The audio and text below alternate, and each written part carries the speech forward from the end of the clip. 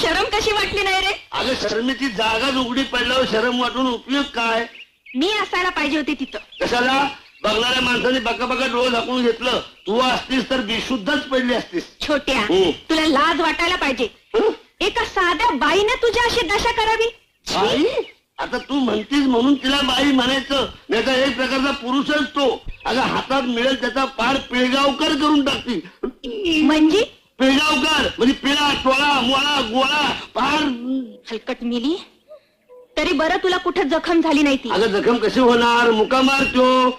जपानी मारामारी मध्ये हीच भांगड असती बघ. वरची कातडी शाबूत पण आतमध्ये हाडांचा पार भोगा. तुला हाडाचा आवाज ऐकायचा आहे काय? हे बघ.